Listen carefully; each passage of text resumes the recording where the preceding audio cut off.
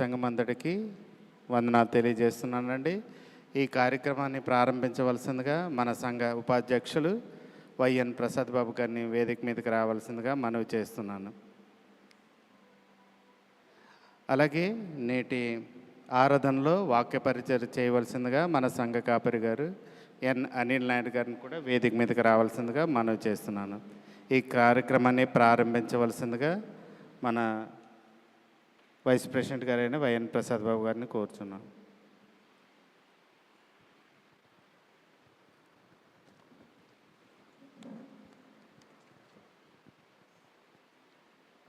Praise the lord.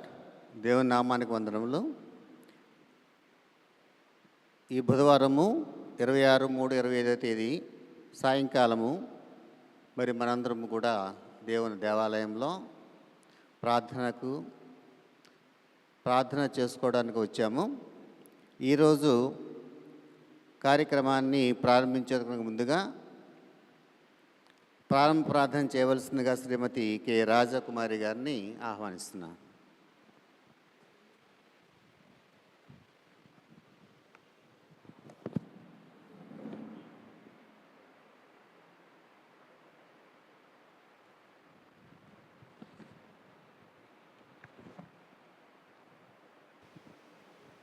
ప్రార్థన చేసుకుందామండి.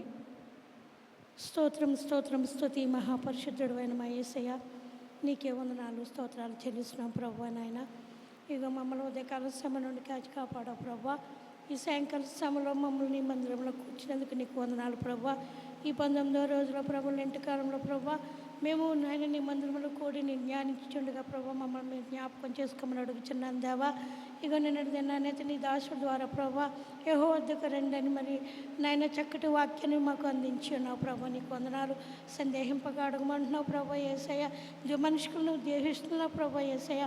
మేము అటు రీతిగా ఉండకుండగా ప్రభా నాయన నీ యందు భయభక్తులు కలిగిన ఆయన నీ యందు విశ్వాసం కలిగి జీవించేవారుగా ఉండడానికి కృప దయచేయమని అడుగుచున్నాను దేవా యేసయ్య. నీకు వందనాలు. గొప్ప దేవుడా, నీకే లెక్కలేని స్తోత్రాలు స్తుతులు చెల్లిస్తున్నాం ప్రభు నాయన. ఇక నేను సంఘంలో జరిగే కార్యక్రమాన్నిట్లో మీరు ఉండమని అడుగుచున్నాను దేవా.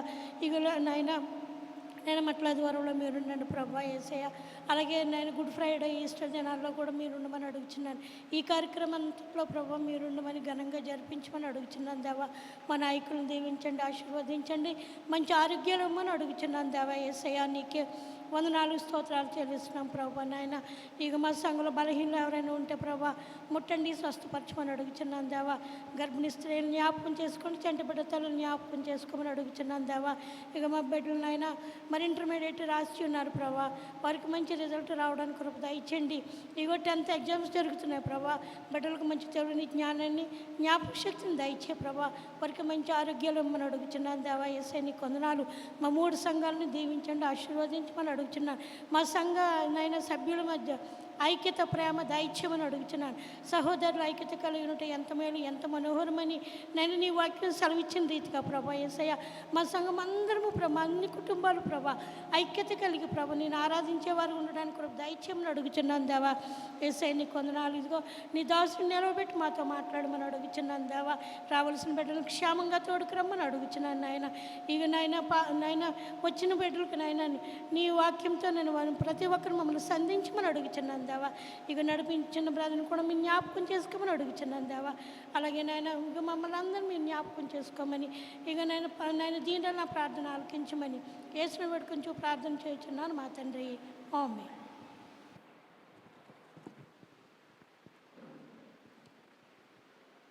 మనల్ని ప్రార్థనలో నడిపించిన సహోదరి కె రాజకుమారి గారికి దేవుని నామమున వందనాలు. మరి ఈరోజు 191 మన ఆంధ్ర క్రైస్తవ కీర్తనలో 191వ కీర్తన పాట ఎంతో వింత ఎంతో చింత. ప్రసాదని లీడ్ చేస్తారు. ఎంతో వింత ఎంతో చింత యేసునాదు మరణమంత. ఎంతో వింత ఎంతో చింత యేసునాదు మరణమంత.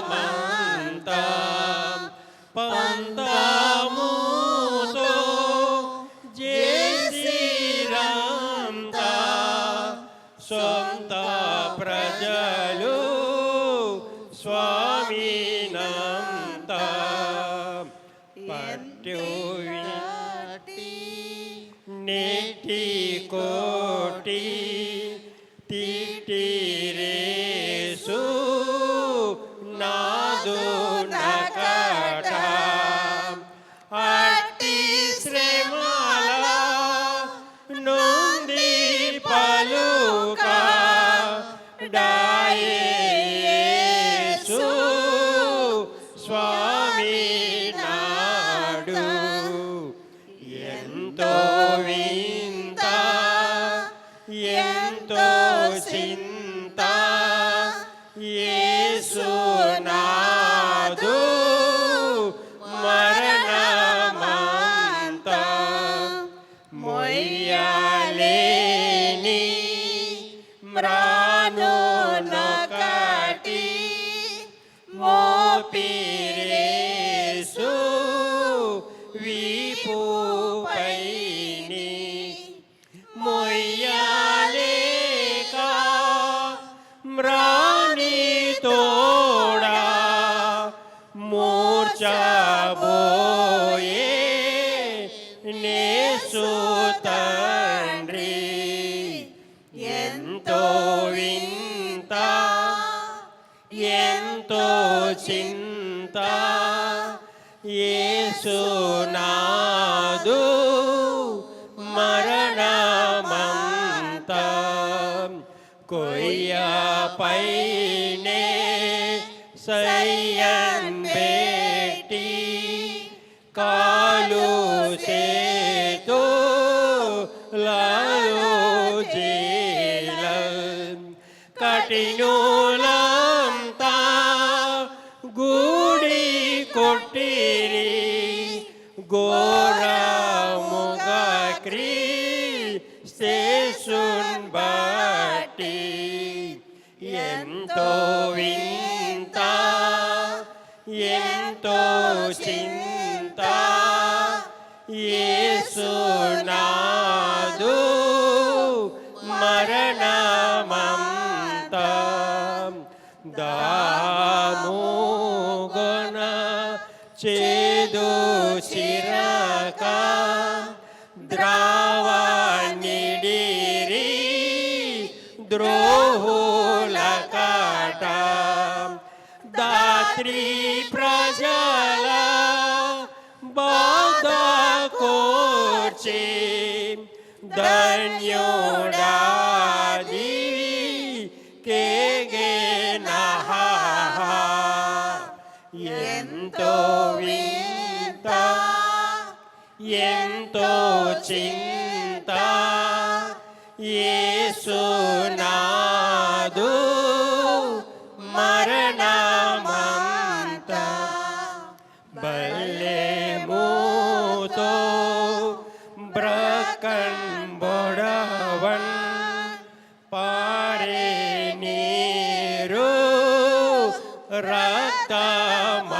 రక్తమహం ఏరై పారే యేసు రక్త మెల్ల ప్రజల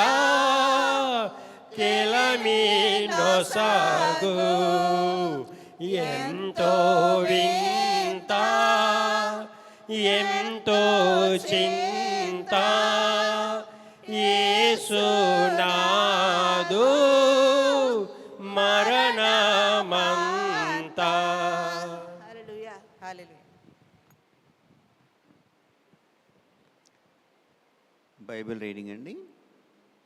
మొదటిగా శ్రీమతి శ్యామల గారు వచ్చి ఫిలిప్పీలు రాసిన పత్రిక 3వ అధ్యాయము 10-11 వచనాలు. ఫిలిప్పి 3వ అధ్యాయము 10-11 వచనాలు. తర్వాత శ్రీమతి సిహెచ్ శ్రీలత గారు గలతీ రాసిన పత్రిక 2వ అధ్యాయము 19 నుంచి 21. గలతీ 2వ అధ్యాయము 19 నుంచి 21.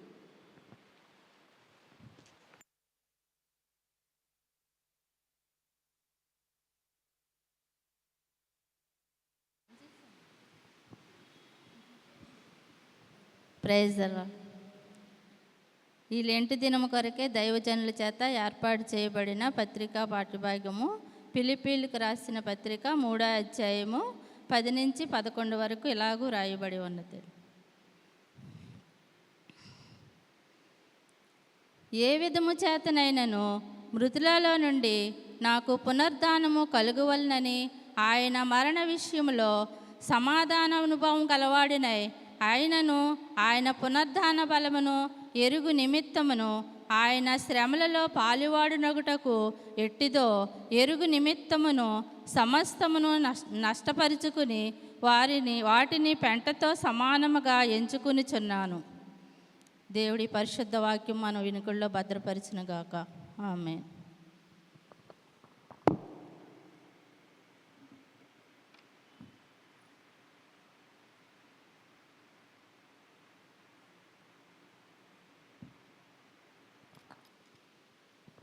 Praise the lord.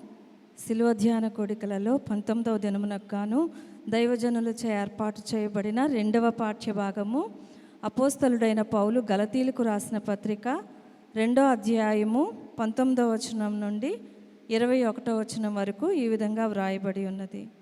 గలతీలకు రాసిన పత్రిక 2వ అధ్యాయము 19వ వచనం నుండి, నేనైతే దేవుని విషయమై జీవించు నిమిత్తము ధర్మశాస్త్రము విషయమై చచ్చిన వాడనైతిని. నేను క్రీస్తుతో కూడా సిలువ వేయబడి ఉన్నాను.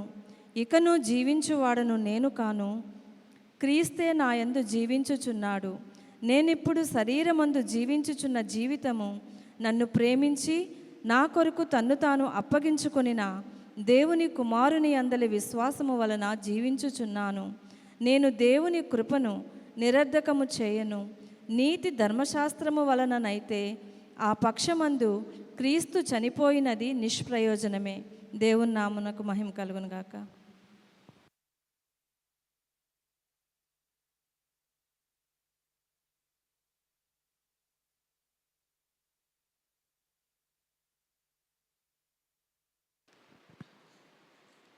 వాక్యపఠనం చేసినటువంటి శ్రీమతి శ్యామల గారికి, శ్రీమతి శ్రీలత గారికి దేవునామన వందనాలు.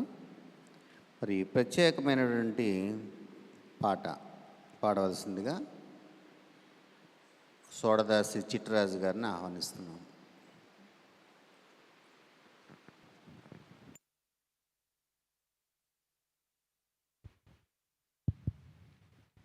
Praise the lord.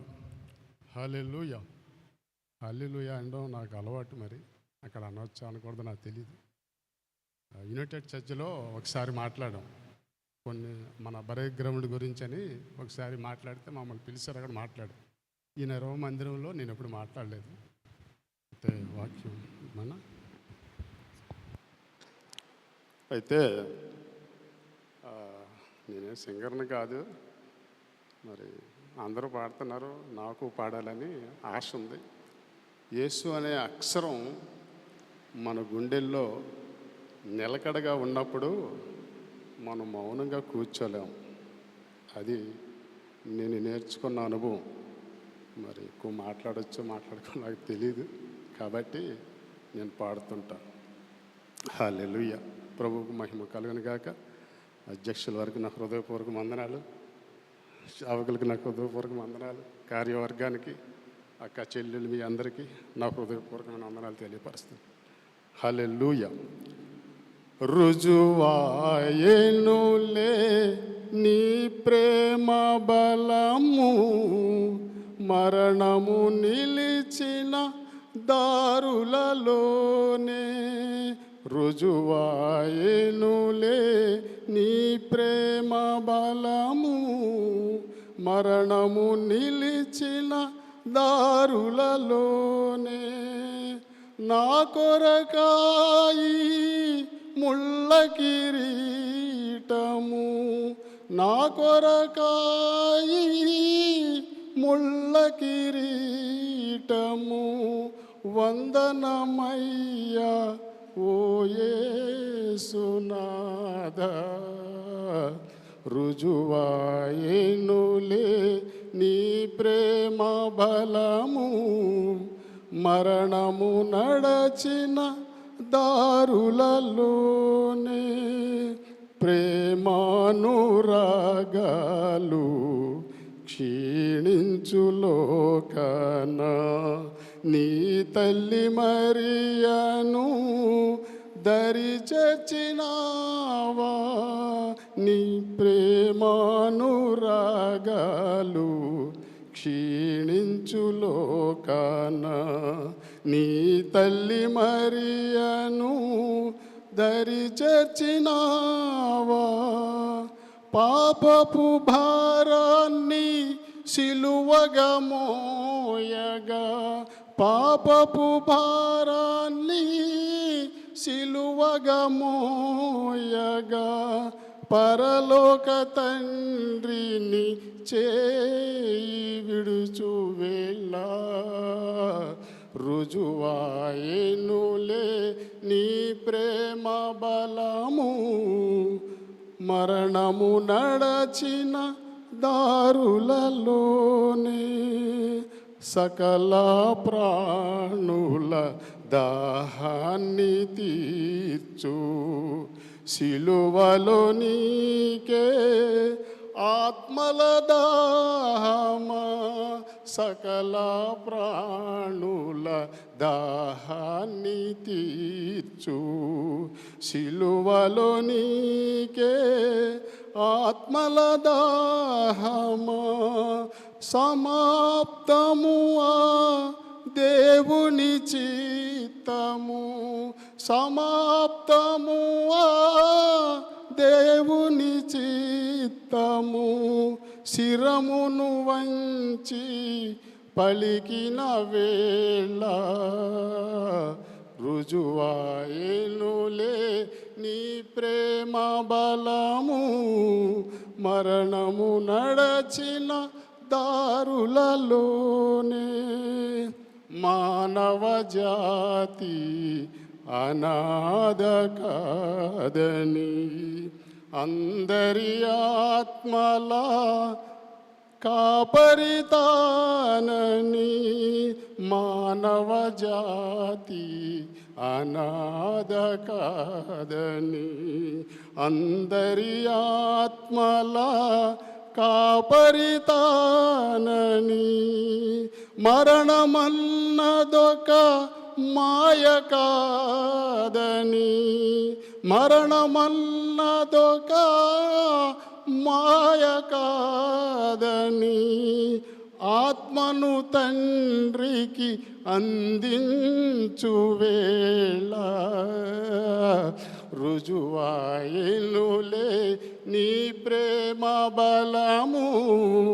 మరణము నడచిన దారులలోనే రుజువాయేనులే నీ ప్రేమ బలము. మరణము నడచిన దారులలోనే నా కొరకాయి ముళ్ళ కిరీటము, నా కొరకాయి ముళ్ళ కిరీటము. వందనమయ్యా ఓ యేసునాథ. రుజువాయేనులే నీ ప్రేమ బలము. మరణము నడచిన దారులలోనే. హల్లెలూయా.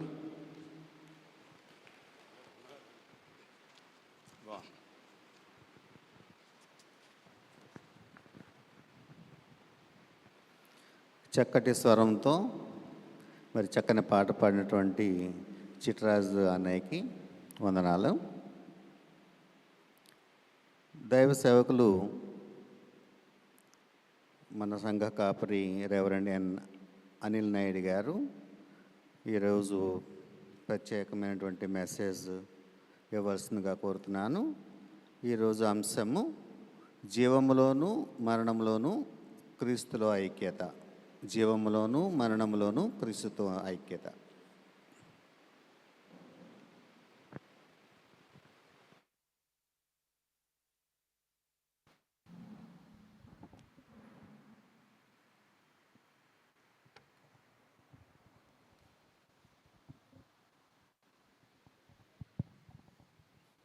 ప్రభు నామానికి మహిమ కలుగునుగాక. ఈరోజు కార్యక్రమానికి అధ్యక్షులుగా ఉండి నడిపిస్తున్న మన యొక్క వైస్ ప్రెసిడెంట్ గారు వైఎన్ ప్రసాద్ బాబు గారికి ప్రత్యేకమైన వందనాలు. చేరి వచ్చిన మీ అందరికి కూడా ప్రభు అయిన యేసుక్రీస్తు వారి నామంలో నా యొక్క వందనాలు తెలియజేస్తూ ఉన్నాను. ప్రార్థన చేసుకుని దేవుని యొక్క మాటలు విందాం. ప్రార్థన చేసుకుందాం. మహాపరిశుద్ధుడా, ప్రేమ కలిగిన తండ్రి, నీకు వందనాలు చెల్లిస్తూ ఉన్నాము నాయనా. నీ బిడ్డలము నీ పాదాల యొద్దకు వచ్చి ఉన్నాము నాయనా. మమ్మల్ని హక్కున చేర్చుకునే దేవుడవు అయ్యా. మమ్మల్ని ఇక్కడ తీసుకుని వచ్చిన వాడవు నీవే. మమ్మల్ని బలపరిచే దేవుడవు, మమ్మల్ని పరిశుద్ధపరిచే దేవుడవు, మమ్మల్ని ఆశీర్వదించే దేవుడవు, మా అంతరంగాన్ని బాగు చేసే దేవుడవు నీవైనందుకు స్తోత్రాలు. యేసయ్యా, ఆశగల ప్రాణాన్ని తృప్తిపరుస్తానన్నావు. ఆశతో వచ్చాం ప్రభువా. మీ స్వరము మాకు వినిపించండి ప్రభువా. సమస్త మహిమ మీకే కలుగును గాక. యేసుక్రీస్తు వారి నామములో వేడుకుని ప్రార్థిస్తూ ఉన్నాము తండ్రి, ఆమేన్. ప్రియమైన దేవుని బిడ్డలారా, మీరందరూ కూడా దేవుని చేతిలో ఒక పనిముట్లుగా వాడబడాలనేది దేవుని సేవకునిగా నా యొక్క ప్రార్థన, నా యొక్క ఆశయం ఉన్నది. మంచి పాట పాడిన చిట్టుబాబు గారికి ప్రభు నామములో వందనాలు. దేవుడు మీకు ఇచ్చిన తలాంతులు దేవుని మహిమ కోసం మీరు వాడుకోవడానికి ప్రార్థనాపూర్వకంగా సిద్ధపాటు కలిగి ఉండాలి. దేవుడు ఇర్మియాతో అన్నారు, దేవుడు తల్లి గర్భములోనే ఏర్పాటు చేసుకున్నాను అన్నారు. యెహెజ్కేలుతో అన్నారు, నరపుత్రుడా నీవు చక్కగా నిలవబడుము అన్నాడు ఆయన. మనం దేవుని కొరకు నిలవబడాలి. ఏమ్మా, మీరందరూ కూడా దేవుడు మీకు ఏ ఏ తలాంతులు ఇచ్చాడో అవి ప్రార్థనాపూర్వకంగా దేవుని మహిమ కోసం మనం ఎప్పుడు కూడా వాడబడడానికి సిద్ధపాటు కలిగి ఉండాలి. ఈరోజు మనకివ్వబడిన అంశము ఫిలిప్పీలు రాసిన పత్రిక 3వ అధ్యాయములో, ఫిలిప్పీలు రాసిన పత్రిక 3వ అధ్యాయము 10-11 వచనాలు. ఏ విధము చేతనైనను మృతులలో నుండి నాకు పునరుద్ధానము కలుగవలెనని ఆయన మరణ విషయములలో సమానానుభవము గలవాడనై ఆయనను ఆయన పునరుద్ధాన బలమును ఎరుగు నిమిత్తము ఆయన శ్రమలలో పాలివాడనగుట ఇట్టిదో ఎరుగు నిమిత్తమును సమస్తమును నష్టపరుచుకొని వాటిని పెంటతో సమానముగా ఎంచుకొనుచున్నాను అంటూ ఉన్నాడు. దేవుని యొక్క వాక్యము మన వ్యక్తిగతమైన జీవితాల్లో అనుభవించడం అనేది వేరు. క్లాసులో టీచర్స్ పాఠాలు చెప్తారు. బైబిల్ పాఠాలు చెప్పడం లాంటిది కాదు. బైబిల్ అనేది ఏంటంటే మన వ్యక్తిగతమైన జీవితంలో మనము అనుభవించాల్సిందే. కొన్ని వాక్యాలు చదువుతూ ఉంటుంటే ఈ వాక్యానికి నాకు ఏమైనా సంబంధం ఉందా, ఈ వాక్య ప్రకారం నేను జీవించగలుగుతా ఉన్నానా చెప్పడం వేరండి. చెప్పడం కోసం ఎన్నో బుక్స్ రెఫర్ చేయొచ్చు, ఎలాగైనా చెప్పడం వేరు. కానీ ఎంతవరకు ఈ వాక్యము నా జీవితంలో నేను పాటించగలుగుతున్నాను అనేది చాలా ప్రాముఖ్యమైంది. పౌలు గారి కోరిక ఏంటంటే క్రీస్తుతో ఐక్యమైపోవాలి. కొన్ని బంధాలు, కొన్ని స్నేహాలు, కొన్ని అనుబంధాలు ఉంటాయి. ఇప్పుడు మీరే ఉన్నారు, మీ జీవితంలో మీకు ఇష్టమైన వారు ఉంటారు, వాళ్ళు ఎవరైనా కావచ్చు. ఏమంటారంటే మా ప్రాణాలు పెనవేసుకుపోయినాయి అంటారు. ఉదాహరణకి బైబిల్లో దావీదు, యోనాతాను, వారి స్నేహం వేరు. వారి స్నేహం ఎలాంటిదంటే వారిద్దరూ కూడా వారి ప్రాణాలు ఒకరితో ఒకరివి పెనవేసుకుపోయినాయి అంట. అలాంటి ప్రేమ. సామాన్యంగా పిల్లల మీద అలాంటి ప్రేమ ఉండొచ్చు, కొంతమంది భార్యకి భర్త మీద ఉండొచ్చు, భర్తకి భార్య మీద ఉండొచ్చు, కొంతమంది స్నేహితుల మీద ఉండొచ్చు. ఒక ఐక్యత. దేవునితో మన బంధం కూడా ఎలా ఉండాలంటే ఆయనతో మనము ఐక్యమైపోవాలి. పౌలు గారి యొక్క ఆలోచన అదే. నేను క్రీస్తుతో ఐక్యమైపోవాలి అనే ఒకే ఒక్క ఆలోచనతో ఆయన ఈ లోకములో బ్రతికారు క్రీస్తు కోసం. దేవునితో మనము ఐక్యం అవ్వాలి అంటే మనం ఏం చేయాలి? ఈ రోజున దేవునితో మనం కూడా ఐక్యమైపోవాలి. ఆయనతో మనం కలిసిపోవాలి. ఆయనలో మనము, మనలో ఆయన. యోహాను సువార్త 15వ అధ్యాయంలో మనము ఆయనలో, ఆయన మనలో, ఈ రెండు మాటలు కూడా ఉంటాయండి. మనం క్రీస్తులో ఉండాలి, క్రీస్తు మనలో ఉండాలి. మనం క్రీస్తులో ఉండాలి, క్రీస్తు మనలో ఉండాలి. ప్రభు అన్నారు అదే. యోహాను సువార్త 15వ అధ్యాయం 8వ వచనం చూడండి ఒకసారి. మహిమపరచబడును.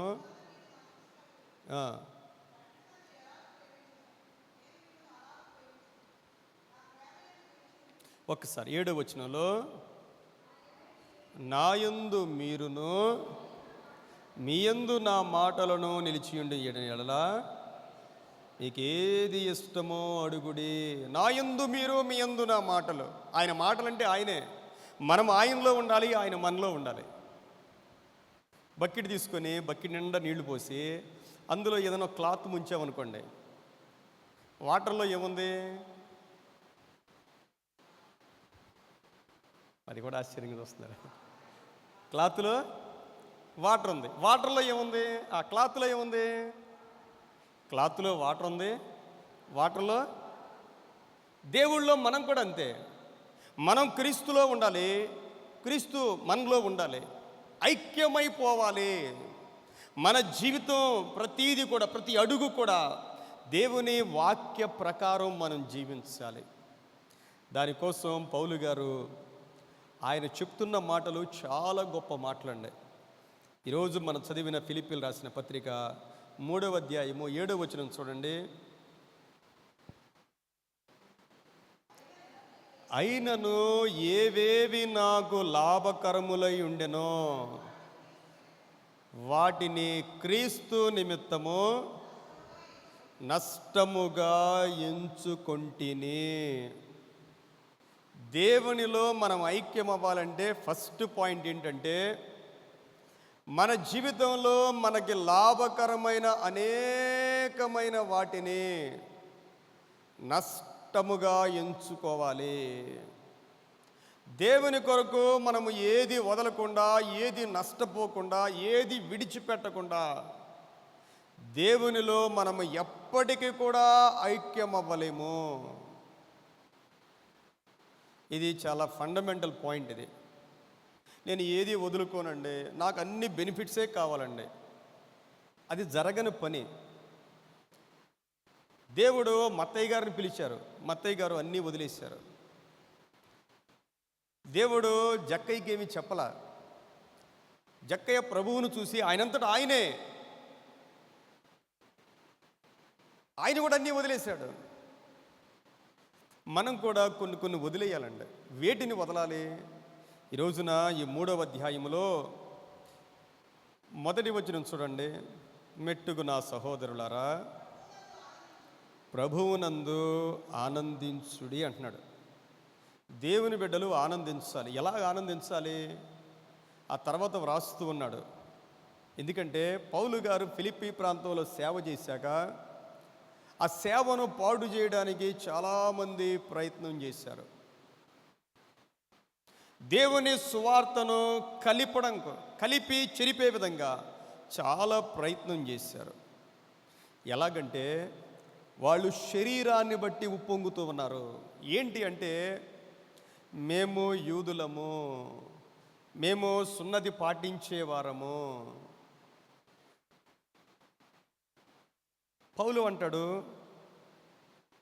4వ వచనంలో, కావాలి అంటే నేను శరీరమును ఆస్పదము చేసుకొనవచ్చును, మరి ఎవడైనానో శరీరమును ఆస్పదము చేసుకొని దలుచుకునే ఎడలా నేను మరి ఎక్కువగా చేసుకొనవచ్చును. ఏంటంటే 8వ దినమున సున్నతి పొందితిని, ఇశ్రాయేలు వంశపు వాడనై, బెన్యామీను గోత్రములో పుట్టి హెబ్రీల సంతానమైన హెబ్రీయుడనై, ధర్మశాస్త్రము విషయము పరిచయుడనై, ఆసక్తి విషయము సంఘమును హింసించువాడనై, ధర్మశాస్త్రము వలనే నీతి విషయము అనింద్యుడనైతిని.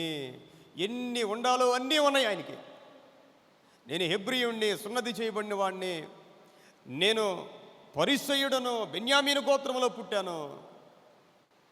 ఇంకా చెప్పాలంటే అలనాడు రోమా పౌరసత్వం కూడా ఉంది ఆయనకి.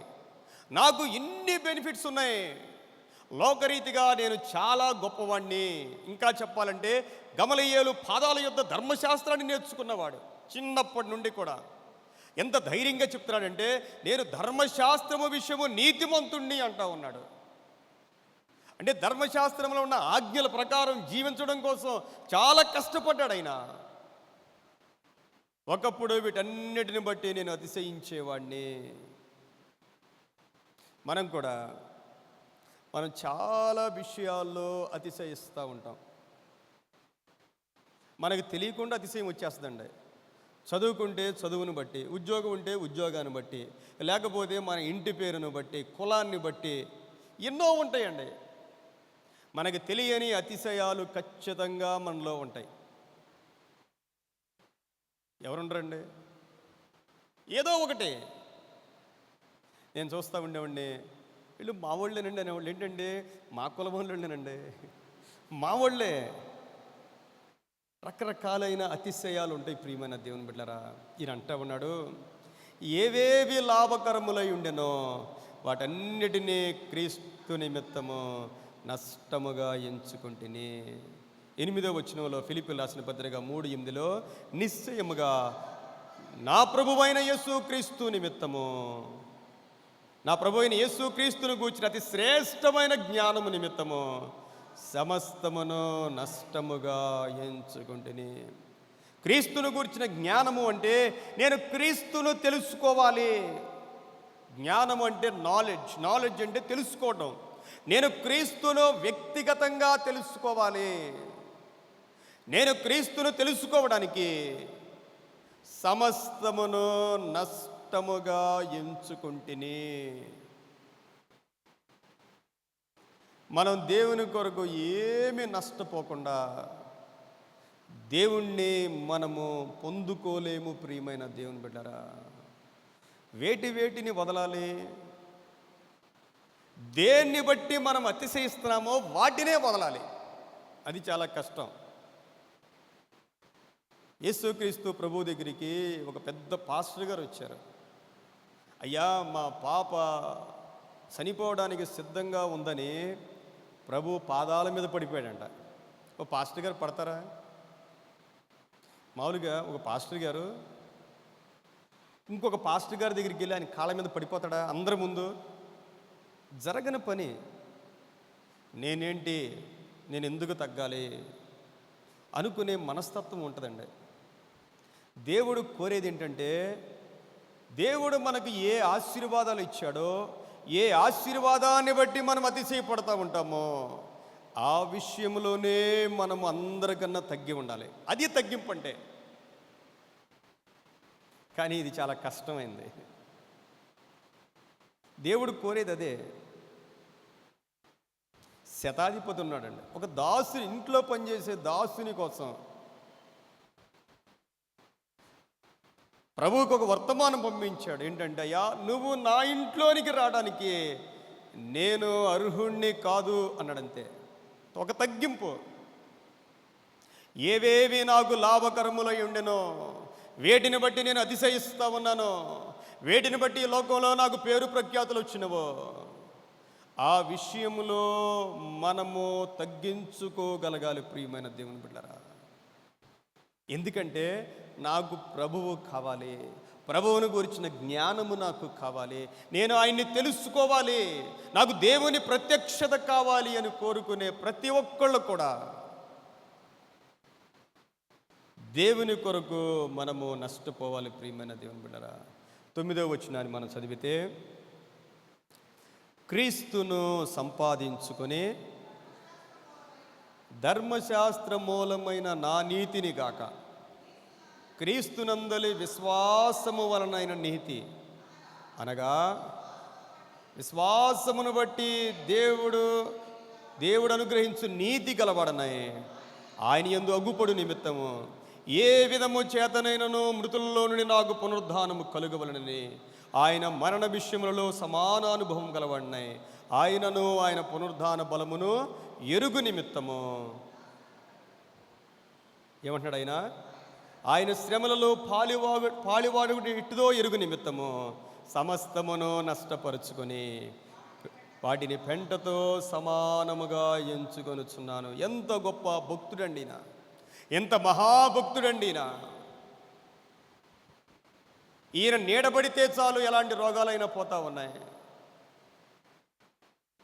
అలాంటి భక్తులు అంటూ ఉన్న మాట ఏంటంటే, నేను క్రీస్తుతో ఐక్యపరచబడాలి. ఎప్పుడు అంటే ఈ లోకములో ఐక్యపరచబడాలి, ఈ లోకాన్ని విడిచిన తర్వాత కూడా ఆయనతో నేను ఐక్యపరచబడాలి. అది ఆయన కోరిక. కేవలం ఈ లోకములో ఉన్నంతసేపే కాదు, దేవునితో మనం ఐక్యపరచబడాలి అంటే పౌలు గారు చెప్తున్న మాట ఏంటంటే, ఆయన మరణ విషయములలో సమాన అనుభవం గలవాడనే. పునరుద్ధానములో ఐక్యత కావాలి అంటే ఆయన మరణములో మనము సమాన అనుభవం కలిగి ఉండాలి, ఆయన శ్రమలలో మనము సమానమైన అనుభవము కలిగిన వారమై ఉండాలి. శ్రమలలో మనకి దేవునితో ఐక్యత లేకపోతే పునరుద్ధానములో మనకు ఐక్యత లేదు ప్రియమైన దేవుని బిడ్డలారా. పౌలు గారు దమస్కు అనే ప్రాంతంలో దేవుని ప్రత్యక్షత కలిగింది. దేవుడు సౌలును దర్శించారు, సౌలు పౌలుగా మారారు. అక్కడ నుండి తన జీవితంలో అన్నీ కూడా శ్రమలే. దేవుడు ఒక పక్కన ఎన్ని అద్భుతమైన కార్యాలు చేస్తూ ఉన్నప్పటికీ కూడా ఈ లోకంలో ఎన్నో శ్రమలు అనుభవించారండి. ఒకటి తక్కువ 40 కొరడా దెబ్బలు తిన్నారు ఆయన. దేవుని కావాలి, దేవుని సహవాసం కావాలి అంటే ఎవరైనా సరే దేవుని కొరకు శ్రమ పడాలి.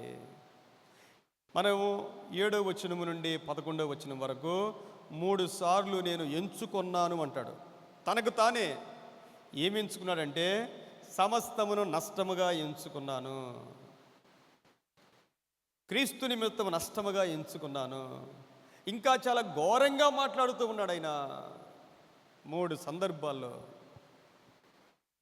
దేవుని కొరకు కష్టము, దేవుని కొరకు నష్టము, దేవుని కొరకు శ్రమలు అనుభవించకుండా, వాటిలో మనము క్రీస్తుతో ఐక్యత లేకుండా పునరుద్ధానములో ఐక్యత అనేది ఉండదు ప్రియమైన దేవుని బిడ్డలారా. అంచె దినాలు ఎలా ఉంటాయంటే, ఒక మాట తిమోతిలు రాసిన పత్రికలో, మనమున్న దినాలు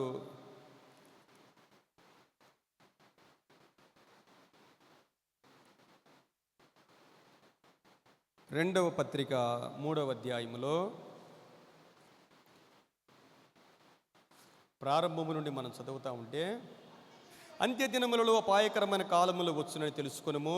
ఎలయనగా మనుషులు స్వార్థపరులు, ధనాపేక్షలు, బెంకములాడువారు, అహంకారులు, దోషకులు, తల్లిదండ్రులకు అవిధేయులు, కృతజ్ఞత లేనివారు, అపవిత్రులు, అనురాగహితులు, అతిద్వేషులు, అపవాదులు, అజితేంద్రియులు, క్రూరులు, సజ్జన ద్వేషులు, ద్రోహులు, మూర్ఖులు, గర్వాంధులు. చూడండి, దేవుని కంటే సుఖానుభవము ఎక్కువగా ప్రేమించువారు. దేవుని కంటే సుఖాన్ని ఎక్కువగా ప్రేమిస్తూ ఉంటారు. అంచె దినాల్లో ఒకప్పుడు దేవుని సువార్త వినడానికి చాలా దూరం ప్రయాసపడి వెళ్ళేవారు. ఏముండేవి? రేకుల షెడ్లో తాడేగులు ఉండేవి. ఈ రోజుల్లో సుఖం. ఒకప్పుడు ప్రసంగాలు 1.5-2 గంటల ప్రసంగాలు ఉండేవి. ఇప్పుడు మారిపోయినాయి. మనిషి కంఫర్టబుల్ జోన్లోకి వెళ్ళిపోయాడు. మనిషి ఎప్పుడో ఈ శరీరాన్ని సుఖపెట్టుకోవడానికి మనము అలవాటు పడకూడదు. దేవుని కొరకు ఈ శరీరముతో మనం కష్టపడాలి. అది గొప్ప ధన్యత. దేవుని కొరకు ఎప్పుడైతే మనము శ్రమలో ఆయనతో ఐక్యమైపోతామో, పునరుద్ధానములో యుగయుగములు కూడా ఆయనతో మనము ఐక్యమైపోతాము. ప్రియమైన దేవుని బిడ్డలారా, ఏ కష్టమైనా దేవుని కొరకు పడే అవకాశం వస్తే మనం ఏం చేయకూడదు? తప్పించుకోకూడదండి.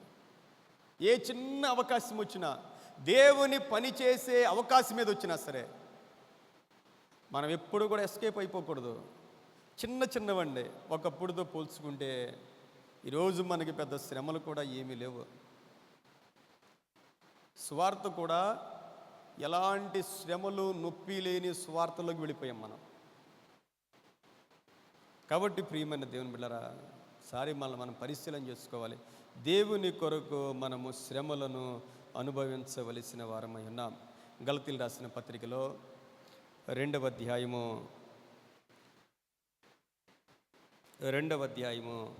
20వ వచనాన్ని చదువుదాం. నేను క్రీస్తుతో కూడా సిలువ వేయబడి ఉన్నాను, ఇకను జీవించువాడను నేను కాదు, క్రీస్తే నాయందు జీవించుచున్నాడు. పౌలు గారు ఎందుకు ఈ మాటలు చెప్తున్నాడంటే, గలతీయులు ప్రభువుని అంగీకరించారు, సువార్త యేసయ్యను అంగీకరించారు. ఎక్కడైతే దేవుని సువార్త ఉంటుందో, ఎక్కడ దేవుని ఆత్మ ఉంటుందో, సైతానుడు అక్కడ చాలా తెలివితేటలుగా పనిచేస్తాడండి. ఎక్కడైనా సరే, ఇక్కడ అక్కడ అని ఉండదు. దేవుని వాక్యం, దేవుని ఆత్మ, దేవుని సన్నిధి కలిగిన ప్రతి చోట కూడా అపవాది పనిచేస్తాడు. సంఘాల్లో కూడా దేవుని ఆత్మ కన్నా సైతాన్ ఎక్కువ పనిచేస్తూ ఉంటాడు. ఇది సత్యం. ప్రియమైన దేవుని బిడ్డలారా, మీరు జ్ఞాపకం చేసుకోండి. అపవాది పని ఏంటంటే, ఎక్కడ దేవుని బిడ్డలు వాక్యంలో, ప్రార్థనలో, విశ్వాసంలో, పరిశుద్ధతలో ఎదుగుతూ ఉన్నారో ఎలాగైనా సరే నాశనం చేయాలనుకుంటాడండి. మనం అనుకుంటాం అన్నీ బాగున్నాయి అనుకుంటూ ఉంటాం. మన పని మనం చేసుకెళ్తూ ఉంటాం. చాప కింద నీరులాగా ఎవ్వరికీ తెలియకుండా, ఇది ప్రతి చోట అండి, ప్రపంచంలో ప్రతి చోట అపవాది చేసే పని ఇదే. మీ ఇంట్లోనైనా అంతే. మీరు మంచిగా కుటుంబ ప్రార్థనలు చేసుకుంటారనుకోండి, మీకు తెలియకుండా అపవాది ఏదో ఒక కార్యాన్ని చేయడానికి ప్రయత్నం చేస్తూ ఉంటాడు. పౌలు గారు గలతీ ప్రాంతంలో ఎంతో గొప్ప సేవ చేశారు. ఆ సమయంలో 1వ అధ్యాయం 6వ వచనం చూడండి. గలతీలు రాసిన పత్రిక 1వ అధ్యాయం 6వ వచనం. క్రీస్తు కృపను బట్టి మిమ్మును పిలిచిన వానిని విడిచి భిన్నమైన సువార్తకు మీరెంత త్వరగా తిరిగిపోవడం చూడగా నాకు ఆశ్చర్యం మగుచున్నది. అది మరి ఒక సువార్త కాదు, కానీ క్రీస్తు సువార్తను చెరపగోరి మిమ్మును కలవరపరుచువారు కొందరు ఉన్నారు. ఎంతో గంభీరమైన సువార్త చేసి ఆ ప్రాంతంలో ప్రజలను రక్షణలో నడిపిన తర్వాత కొంతమంది ఏం చేశారంటే, ఆ సువార్తను చెరపడానికి ప్రయత్నం చేశారు. ఏం అక్కర్లేదండి, చిన్న మాట.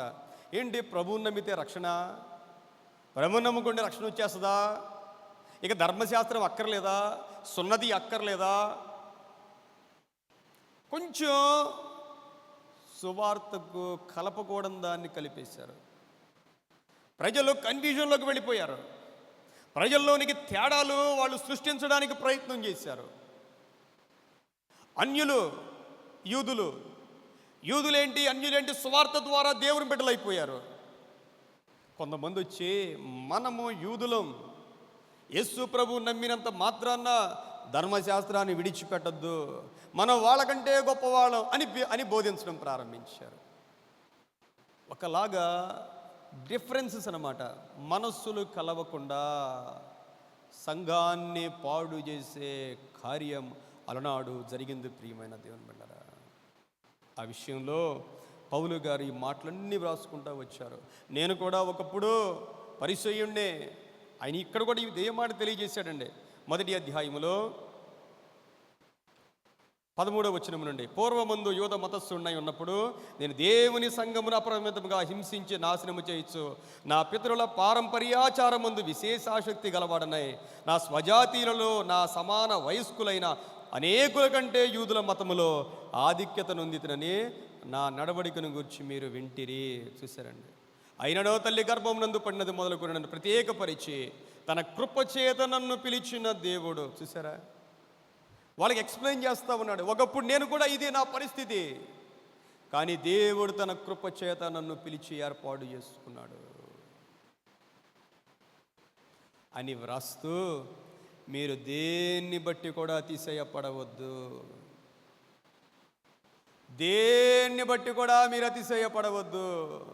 మీరు యూదుడవని అతిశయపడవద్దు, నీకు ధర్మశాస్త్రం ఉన్నదని అతిశయపడవద్దు, మీకు సున్నతి ఉన్నదని మీరు అతిశయపడవద్దు.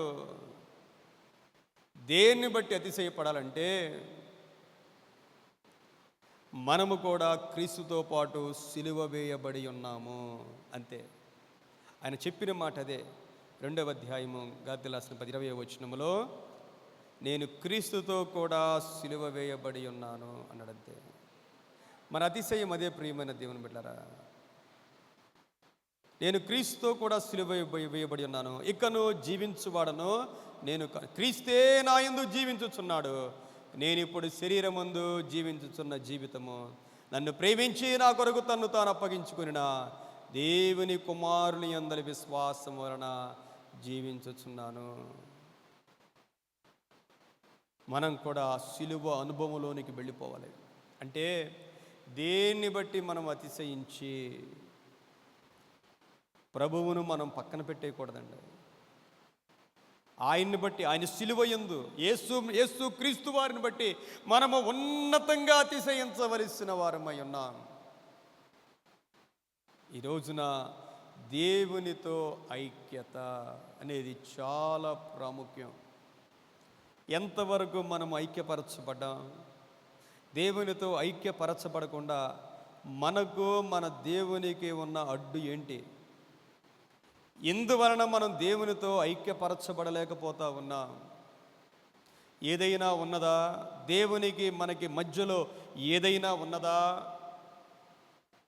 మనలోనే ఏ విషయంలో మనము తగ్గించుకోలేకపోతా ఉన్నాం? ఒక దేవుని బిడ్డగా మనం ఏ విషయంలో తగ్గించుకోలేకపోతా ఉన్నాం? సిలువ అనుభవం చాలా గొప్పది ప్రియమైన దేవుని బిడ్డలారా. ఇది మాటల్లో మనం వర్ణించలేనిది, మనం చూపించాలి. ఏ విషయాల్లో మనం తగ్గించుకోవాలో ఈ లోకంలో మనం మాదిరికరంగా ఉండాలి.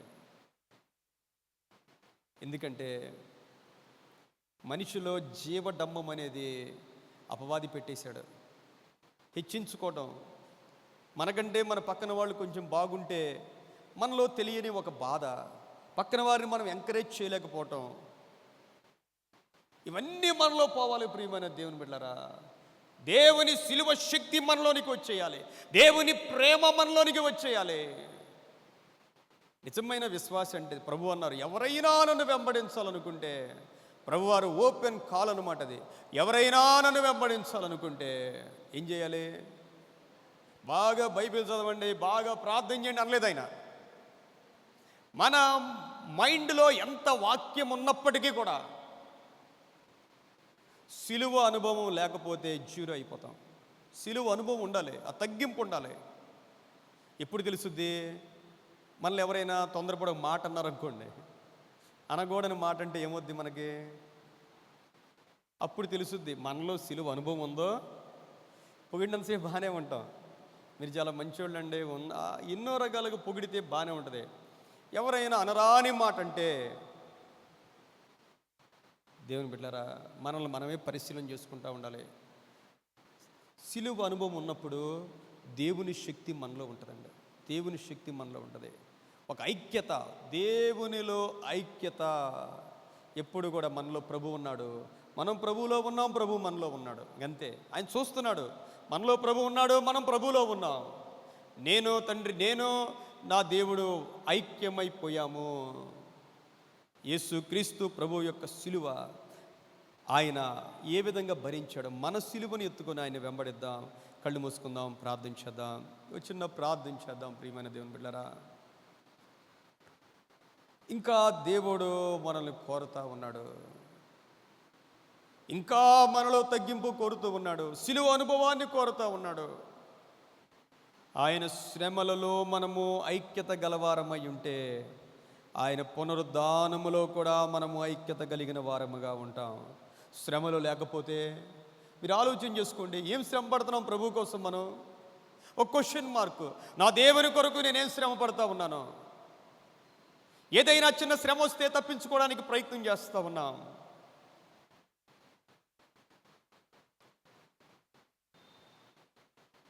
పరిశుద్ధుడా, ప్రేమ కలిగిన తండ్రి, నీకు వందనాలు చెల్లిస్తూ ఉన్నావు నాయనా. గొల్గొతా కొండ వరకు నాయనా, యెరూషలేము నడివీధుల్లో సిలువను మోసుకుని మా పాప శాపాలు భరించిన నజరేయుడైన యేసుక్రీస్తు ప్రభువా, నీ కొరకు నాయనా మేము కూడా కొన్ని శ్రమలు అనుభవించగలగడానికి మాకు ఆ కృపను దయచేయమని ప్రార్థన చేస్తూ ఉన్నాము నాయనా. తండ్రి, నీకంటే సుఖానుభవం మాకొద్దు నాయనా. నీకోసం మేము బ్రతకాలి, ఈ లోకంలో మేము వెలగాలి, ప్రకాశించాలి, అనేక మందికి మాలో నేను చూపించగలిగిన ధన్యత మాకు దయచేయమని ప్రార్థన చేస్తూ ఉన్నాం. ఈ వాక్యం మాలో ఫలింపచేయమని యేసుక్రీస్తు వారి నామములో వేడుకను ప్రార్థిస్తూ ఉన్నాము తండ్రి, ఆమేన్.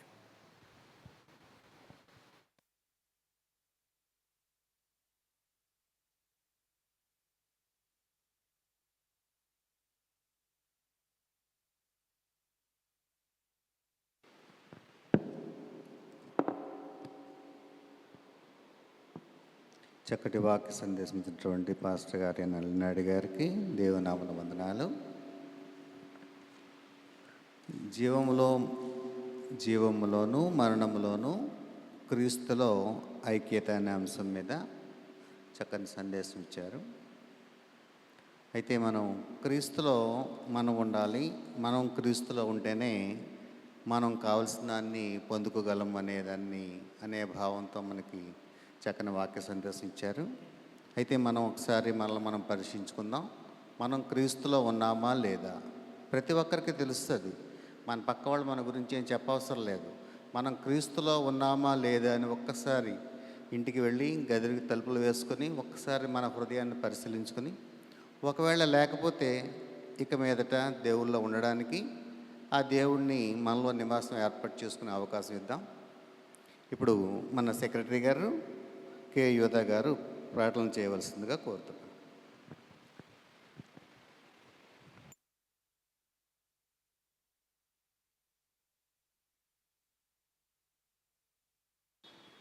Praise the Lord. ఈ మండల కాలంలో 19వ రోజుకై వచ్చిన సంఘమంతటికి వందనాలు తెలియజేస్తున్నానండి. అలాగే నేటి కార్యక్రమాన్ని నడిపించిన మన వైస్ ప్రెసిడెంట్ గారైన వైఎన్ ప్రసాద్ బాబు గారికి వందనాలు తెలియజేస్తున్నాను. అలాగే ఈ ఆరాధనలో చక్కని వర్తమానం అందించిన మన సంఘ కాపరి గారు రెవరెండ్ ఎన్ అనిల్ నాయుడు గారికి కూడా ప్రత్యేకమైన వందనాలు తెలియజేస్తున్నాను. అలాగే ఈరోజు మెయిన్ ఆలయం నుంచి వచ్చిన సిహెచ్ రమేష్ గారికి, అలాగే శ్రీలత గారికి ప్రత్యేకమైన వందనాలు తెలియజేస్తున్నాను. రేపు ఇదే సమయానికి 7 గంటలకి ఆరాధన ఉంటుంది కాబట్టి ప్రతి ఒక్కరూ పాల్గొవాలని మనవి చేస్తూ నా ప్రకటనలు ముగిస్తున్నాను.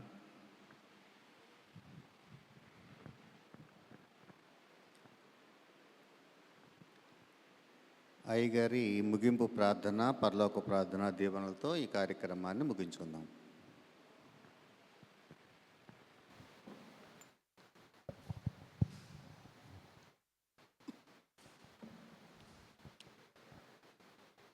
ప్రార్థన చేద్దాం. పరిశుద్ధుడా, ప్రేమ కలిగిన తండ్రి, దాసుని కన్నులు యజమానుని వైపున, దాసురాలి కన్నులు తమ యజమానురాలు తట్టు చూచున్నట్లు మా దేవా, నీ వైపేనైనా మా కన్నులెత్తి ప్రార్థన చేస్తావునా. నీవు తప్ప మాకు ఎవరున్నారు నైనా? మా బలము నీవే, మా ఆధారము నీవే, మా కొండ నీవే, మా కోట నీవే నైనా. నీకు స్తోత్రాలు చెల్లిస్తా ఉన్నాము నైనా. దేవా, నీ కృప మాకు తోడుగా ఉంచండి. నీ బలమైన ఆత్మ అభిషేకము చేత మమ్మల్ని అందరినీ బలపరచుమని ప్రార్థన చేస్తూ ఉన్నాము నాయనా. నీలాగా బ్రతకాలని మా కోరిక యేసయ్యా. నీ మహిమ కొరకు బ్రతకాలి అని ఆశ నాయనా. నేను గురించిన జ్ఞానము మాకివ్వండి నాయనా. నీ ఆత్మ వరములు మాకివ్వండి నాయనా. మీ మనస్సును మాకివ్వండి నాయనా. మీ శిలువ శక్తిని మాకు దయచేయండి ప్రభువా. ఈ లోకములో నాయనా మేము మీ కొరకు ప్రకాశించగలుగుటకు సహాయము చేయమని ప్రార్థన చేస్తా ఉన్నాం. మీ పరిశుద్ధ రుధిర ధారలో మమ్మల్ని అందరినీ కడగండి నాయనా. నీ వాక్యాన్ని మిమ్మల్ని ప్రేమించి ఈ మందిరానికి వచ్చిన ప్రతి బిడ్డను పేరు పేరున మీరు దీవించమని ప్రార్థన చేస్తూ ఉన్నాం. మీ వాక్యము ద్వారా మమ్మల్ని బ్రతికించండి నాయన. సమస్త మహిమ నీకు కలుగునుగాక నాయనా. విన్న వాక్యమాలో వ్యర్థం కాకుండా మీ ఆత్మ కార్యములు జరిగించమని ప్రార్థిస్తూ ఉన్నాం. అయా, యొక్క మంచి దేవా, ఈ కార్యక్రమాన్ని మంచిగా నడిపించినటువంటి మా యొక్క వైస్ ప్రెసిడెంట్ గారు వైఎన్ ప్రసాద్ బాబు గారి కొరకు ప్రార్థన చేస్తూ ఉన్నాము నాయనా. ఈ దాసుడిని నేను ఇచ్చిన కుటుంబాన్ని మీరు బహుగా దీవించి ఆశీర్వదించమని ప్రార్థన చేస్తాము. మా అడ్వైజరీస్ అందరినీ దీవించి ఆశీర్వదించు. మా ఎగ్జిక్యూటివ్ కమిటీ వారందరినీ మీరు దీవించి ఆశీర్వదించండి తండ్రి. నీకు వందనాలు చెల్లిస్తూ రేపటి దినము నాయన నీ చిత్తాన్ని బట్టి అనేక మందిని నడిపించండి నాయన. ఎంతమంది నీ చిత్తంలో ఉన్నారో, ఎంతమంది ఆశకుని ఉన్నారో నా ప్రభువా, ఈ చుట్టుపక్కల ప్రాంతంలో అనేక మందిని మీరు నడిపించమని ప్రార్థన చేస్తూ ఉన్నాం. మీ ఆత్మ కార్యాల కొరకు మేము ఎదురు చూస్తూ ఉన్నాము నాయన. క్రీస్తునందు మా ప్రయాస ఎన్నటికీ వ్యర్థము కాదని మేము నమ్ముచ్చు ఉన్నాము నాయన. సమస్త మహిమ మీకు కలుగునుగాక. అందరికీ సమాధానముతో సంతోషముతో నాయన గృహానికి చేర్చమని ప్రార్థన చేస్తూ యేసు క్రీస్తు వారి నామంలో వేడుకుని ప్రార్థిస్తూ ఉన్నాము తండ్రి. ఆమేన్. పరలోకమందున్న మా తండ్రి, మీ నామం పరిశుద్ధపరచుకొనగాక. మీ రాజ్యముచ్చునుగాక. మీ చిత్తము పరలోకమందు నెరవేరునట్లు భూమి యందు నెరవేరునుగాక. మా దిన ఆహారము నేడు మాకు దయచేయము. మా ఎడల అపరాధము చేయవారిని మేము క్షమించు ప్రకారం అపరాధము క్షమించము. మమ్మల్ని శోధనలోనికి తేక కీడును తప్పించు. రాజ్యము, శక్తి, మహిమ నిరంతరము మీరై ఉన్నారు తండ్రి. ఆమేన్.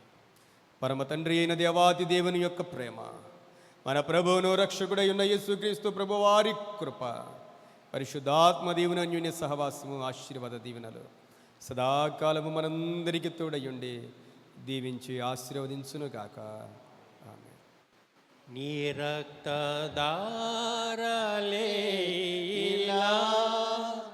పాపికాశ్రయమిచ్చును.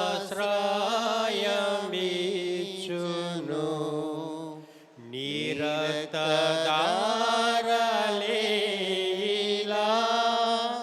పాపికాశ్రయమిచ్చును.